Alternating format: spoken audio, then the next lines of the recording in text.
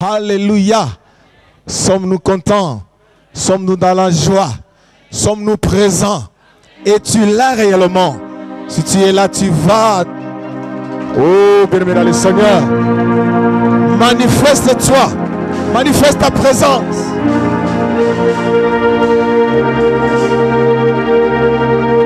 Alléluia. Il faut te dire qu'aujourd'hui, c'est aujourd'hui. Dis-toi toi-même aujourd'hui. Jésus a dit, ceux qui s'empareront du royaume, c'est qui? Les violents. Alléluia. Ceux qui ont une détermination. Ceux qui ont une position claire, comme Bartimée. Non, je viens, aujourd'hui, il faut que j'écris. Non, il faut que cet homme-là sache ce qu'est mon besoin aujourd'hui. Alléluia. Gloire à Dieu. Je sais que tu as cette décision-là dans ton cœur. Nous avons tellement faim, à tel point que je ne veux même pas traîner. Alléluia. Parce que ce n'est pas moi qui ai ce plat-là pour vous offrir. C'est quelqu'un d'autre que Dieu a mandaté de loin, qui est venu avec un plat spécial. Alléluia. Un plat de chez nous et de chez vous. Tous ensemble. Alléluia. Et tous vont se retrouver. Alléluia. Regardez, j'appelle l'homme de Dieu, l'apôtre Dieu donné sous nos acclamations pour acclamer le Seigneur qu'il a mandaté et envoyé pour son peuple. Alléluia. Sois béni, homme de Dieu. Merci. Gloire à Dieu. Je bénis le Seigneur pour la présence de chacun de nous en ces lieux et pour ce moment de louange d'adoration que nous venons de passer. Vraiment, je félicite votre chorale. Que Dieu vous bénisse, vous faites un bon travail. Et Dieu soit loué. Une bonne église doit toujours avoir une bonne chorale. Même au ciel, Dieu en a besoin. Amen. Et quand on vient au nom du Seigneur, on en a toujours besoin. Et je bénis aussi le Seigneur pour la modératrice qui a fait un bon travail, qui nous a préparé les terrains. Que le Seigneur te bénisse. Je m'adresse à toi, modératrice. Ok, tu n'as pas dit amen, les autres disent amen à ta place. Gloire à Jésus. Aujourd'hui, c'est le dernier jour. Le dernier jour a toujours été le dernier jour. Et surtout avec notre Seigneur Jésus. Et hier, nous n'avons pas pu avoir ce qu'on devait faire comme enseignement. Gloire à Dieu. Dieu sait pourquoi. Il y avait encore autre chose merveilleuse à faire hier. Mais aujourd'hui, c'est un autre jour. Éternel, nous te bénissons, nous te rendons grâce. Toi, le Saint d'Israël. Toi, le Dieu de gloire. Seigneur, ma prière ce matin, nous voulons voir l'échelle de Jacob en ces lieux. Que les anges montent, que les anges descendent. Élève le nom de Jésus tout au long de ce message et bénis ce peuple qui est venu avec un cœur ouvert pour recevoir de toi ce que Jésus nous a promis. Toi seul peux le faire. Ce matin, nous voulons voir Jésus. Ce matin, nous voulons toucher Jésus. Toi seul peux le permettre. Et tu n'as jamais déçu. Raison pour laquelle je t'aimerai toujours. Et sans ta présence, rien de bon ne peut se faire en ces lieux. Nous comptons sur toi. Et moi plus particulièrement pour ce travail de ce matin. Que le nom de Jésus soit élevé au-dessus de tout nom. Que toute la gloire revienne à notre Seigneur Jésus-Christ. Lui qui a versé son sang pour que ce temps existe.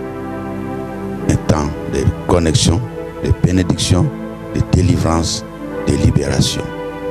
Avec action de grâce, au nom de Jésus-Christ, nous t'avons inspiré, Père, et nous disons tous Amen. Gloire à Jésus.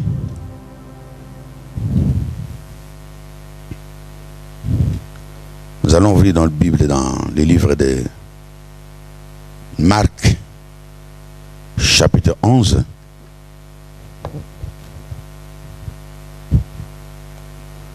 Et nous prenons le verset de 1 à 11.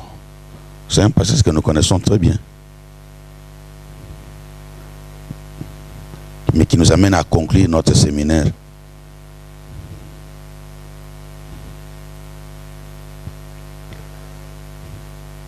À terminer et à conclure. Marc chapitre 11, verset 1er jusqu'au verset 7. On s'arrête à 7.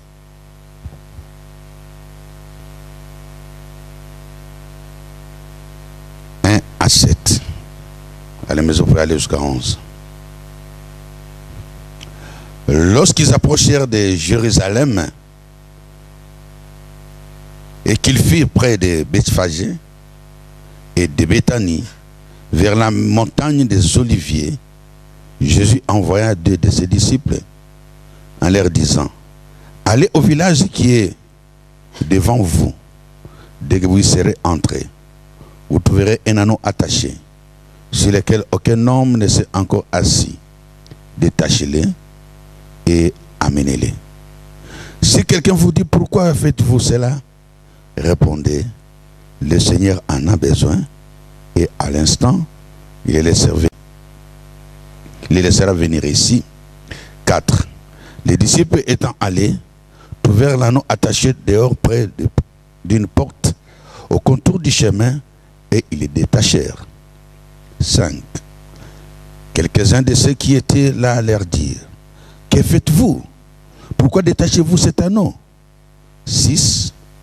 Ils répondirent comme Jésus l'avait dit, et le laissa aller.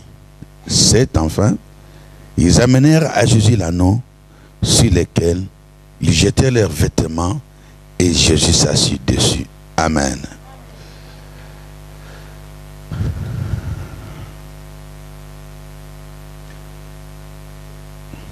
Frères et sœurs, depuis le premier jour, le jeudi, nous avons parlé du passage de Acte 12, versets 6 à 9, où on nous a montré que Pierre, malgré tout ce qu'il était, tout ce qu'il possédait, Pharaon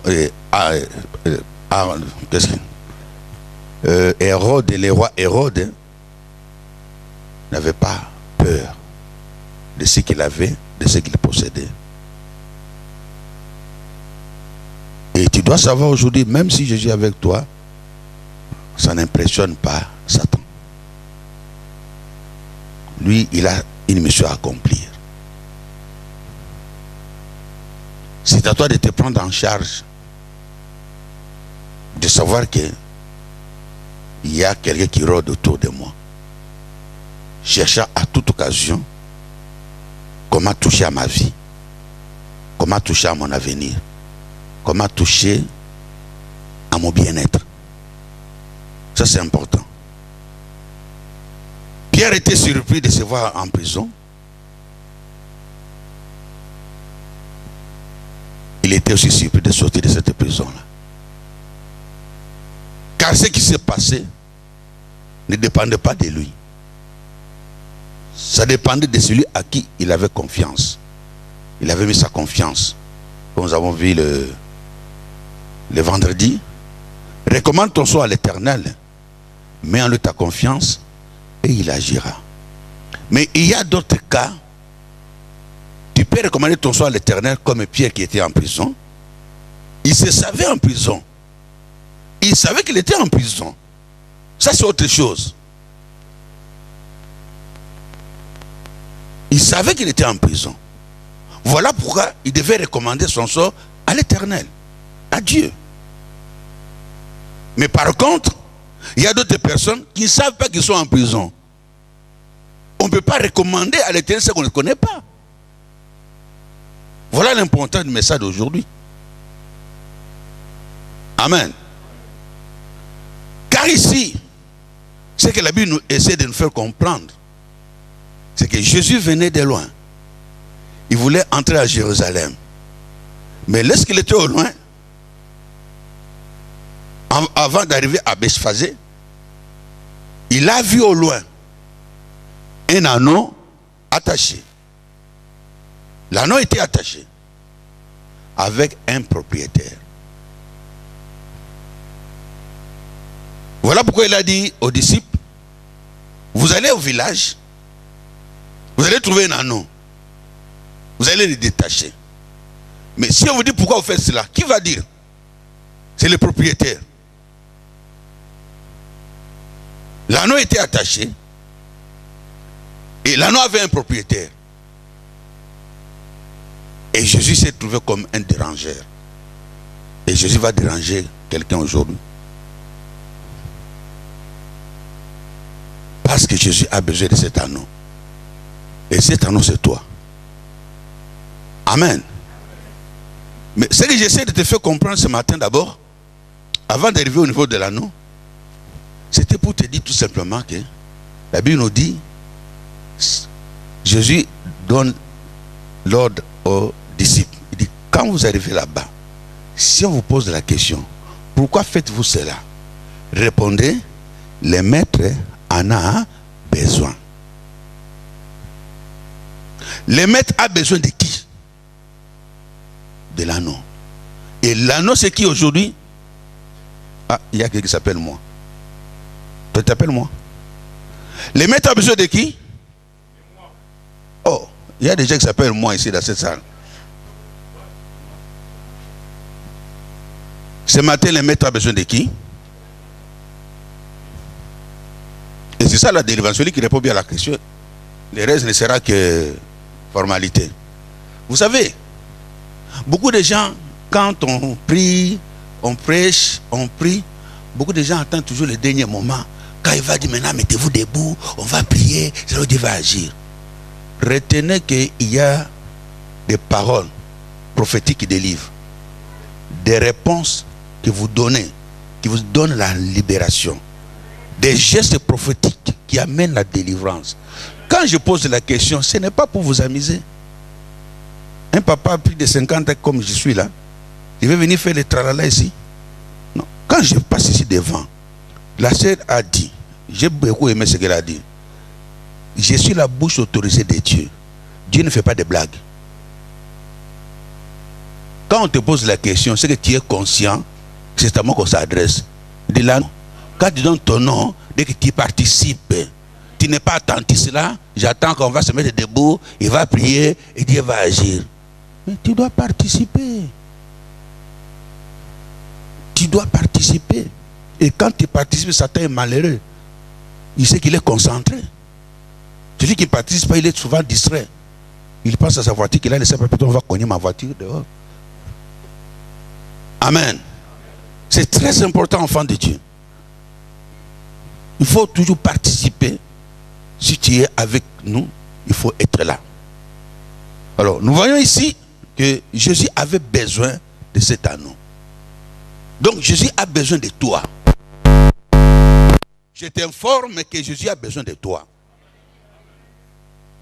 Peut-être tu ne le savais pas. Tu te vois inutile. Mais ce matin, je t'informe. Jésus, j'ai dit hier, quand Dieu t'a créé, il t'a béni. Il a mis une mission en toi.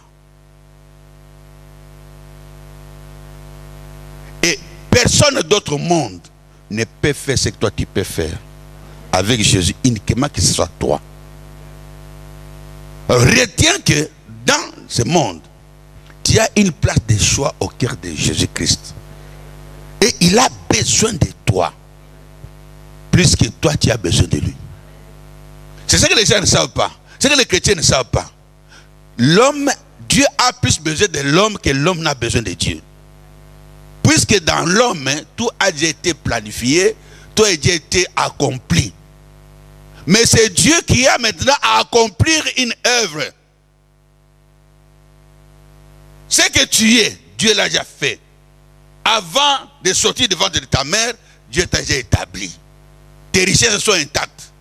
Ton élévation est déjà là. Tout ce que tu cherches, c'est déjà là. Mais c'est Dieu qui a un problème. il doit accomplir une mission. Et pour accomplir cette mission, il doit passer par toi.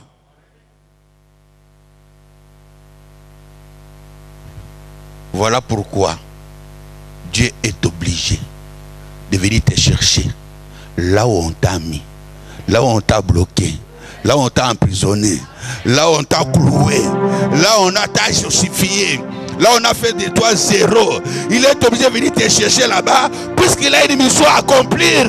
Il a une mission à accomplir.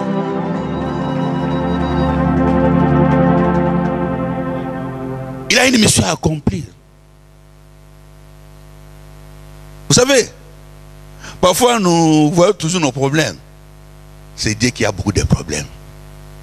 Notre Dieu là, il a trop de problèmes à cause de toi. Il a trop de problèmes. Un jour, il envoie Jonas à Ninive. Ah! Jonas refuse. Il fuit. Il va amener la mort. C'est des gens qui n'avaient rien à voir avec lui. Pourquoi? Parce qu'il fuyait seulement ce Dieu-là. Et Dieu n'avait personne d'autre, il n'avait que Jonas. Jonas, il le fuyait. Peut-être c'est toi. Dans cette église, Dieu veut faire beaucoup de choses à côté de cet homme. Mais quand tu fuis, tu travailles à l'église. C'est à quoi Dieu t'a appelé dans cette église. Toi, tu es venu dans cette église seulement pour recevoir la délivrance. Non. La délivrance, c'est une voie obligée pour que tu fasses la mission de Dieu dans cette église ici. Mais quand il ne le fait pas, Dieu a des problèmes. Amen. L'homme de Dieu passe par ici. Il vient de l'Afrique. Il est là en train de demander qu'est-ce qu'on va faire pour bénir cet homme de Dieu. Il se pose beaucoup de questions. Hein. Il ne dort pas. Hein. Vous êtes tranquille. Hein. Lui, il ne dort pas. Il se demande qu'est-ce qu'il doit faire pour bénir cet homme de Dieu pour qu'il revienne encore avec joie ici. Ça, c'est un grand problème qu'il a. Pourquoi il a ce grand problème? Parce qu'il y a des gens dans cette salle à qui Dieu a donné l'argent, beaucoup d'argent, pour que la dîme arrive dans cette église. Mais il bouffe cette dîme. Et il n'y a pas l'argent. S'il a des problèmes, c'est à cause de toi. Tu ne remplis pas ta mission. Dieu te donne un bon travail. Dieu te donne de l'argent pour que lorsqu'il y a un homme de Dieu qui arrive, dit homme de Dieu. Non, l'homme de Dieu venait de loin. Voilà ma part. Mais si tu ne sais pas pourquoi Dieu te donne l'argent pour envoyer en Afrique quand il y a le deuil.